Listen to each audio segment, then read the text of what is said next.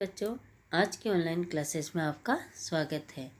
पिछले वीडियो में हमने पाठ 16 चले गांव की ओर का आधा भाग पढ़ लिया था। आज हम उसके आगे पढ़ना शुरू करेंगे। हमने देखा था कि लेखक जो था वह अपने मित्र धर्मपाल के घर उसके गांव गया था।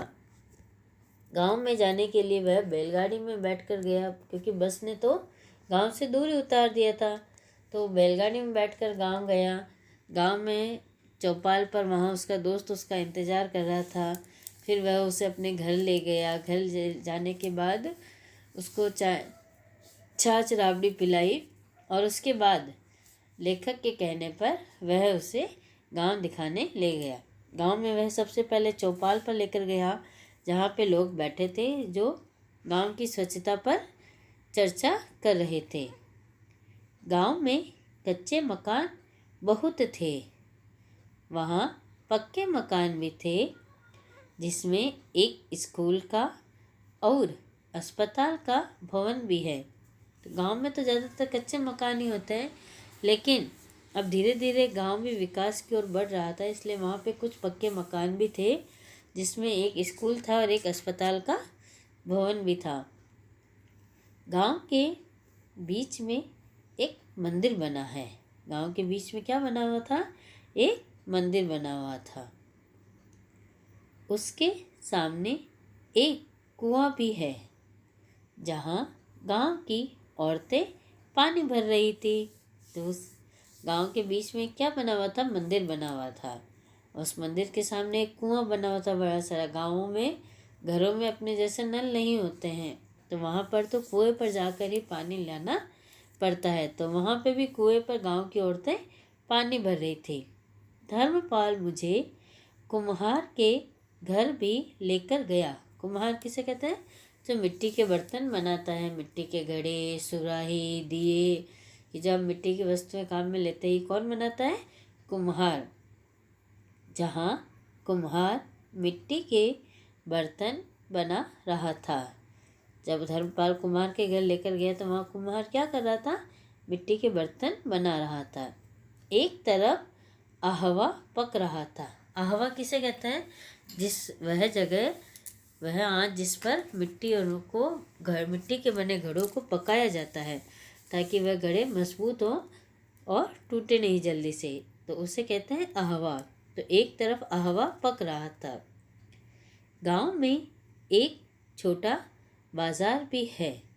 उसमें दर्जी, बनिया और सब्जी वालों की दुकानें थी।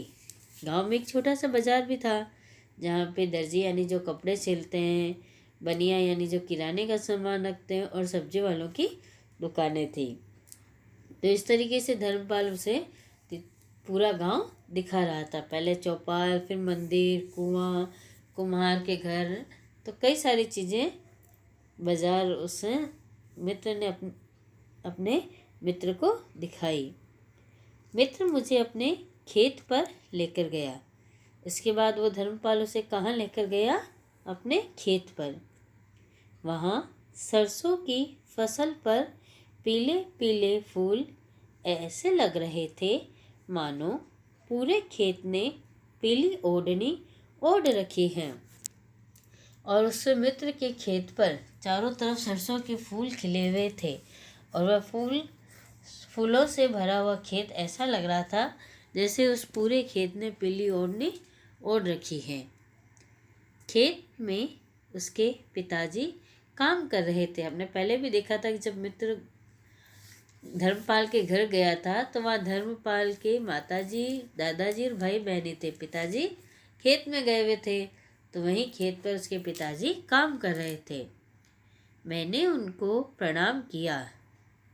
खेत में फुहारों से सिंचाई की जा रही थी। ये भी आधुनिक उपकरण है। फुहारे थोड़ी थोड़ी दूर में लगे हुए रहते हैं, जिससे कि पूरे खेत में सिंचाई हो जाती है। शाम हो रही थी। हम घर की ओर लौट पड़े। अब इसे घूमते घूमते शाम हो गई थी, तो वह लोग वापस घर की ओर लौट पड़े। घर आते समय पर मंदिर रुके जहाँ आरती हो रही थी, क्योंकि संध्या का समय हो गया था और शाम के समय मंदिरों में आरती का समय होता है। तो जब वह घर लौट रहे थे तो रास्ते में उन्हें मंदिर दिखाई दिया जहाँ पर आरती हो रही थी। हमने भगवान के दर्शन किए, प्रसाद लिया और घर आ गए। घर पर हमने भोजन किया। चूल्हे पर बना भोजन बहुत अच्छा लगा। गांव में रात का वातावरण भी अच्छा रहता था। गांव में रात का वातावरण भी अच्छा रहता था। अगली सुबह वापस जयपुर के लिए रवाना हो गया। तो एक दिन मित्र के घर रुककर गांव और घूमकर दूसरे दिन वह लेखक वापस अपने घर जयपुर की ओर रवाना हो गया। अब हम इस पाठ के शब्दार्थ देखेंगे जो आपको अपनी कॉपी में करने हैं। निवास, निवास का अर्थ होता है रहना, निवास रहना।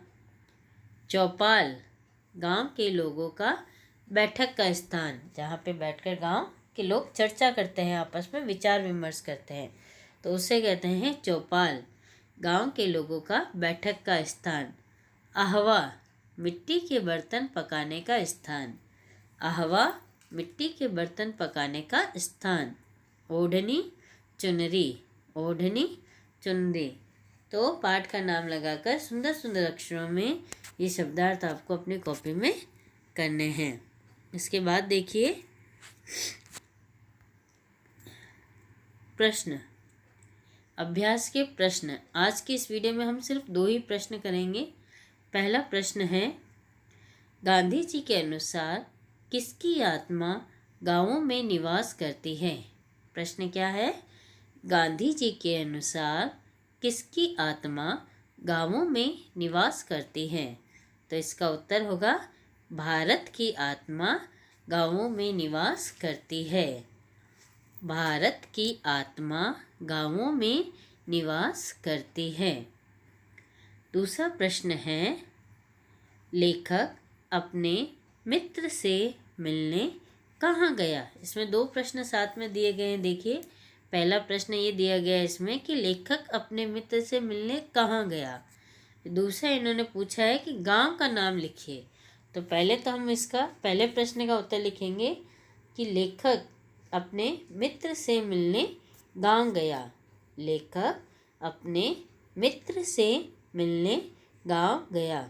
फिर दूसरा प्रश्न इन्होंने क्या पूछा कि गांव का नाम लिखिए। तो याद है ना आपको, गांव का नाम पाठ पढ़ा ना आपने, याद है? गांव का नाम रामगढ़ था। क्या नाम था गांव का? गांव का नाम रामगढ़ था। तो आपको अपनी कॉपी में शब्दार्थ और ये दोनों प्रश्न सुंदर सुंदर अक्षरों में करने हैं। धन्यवाद।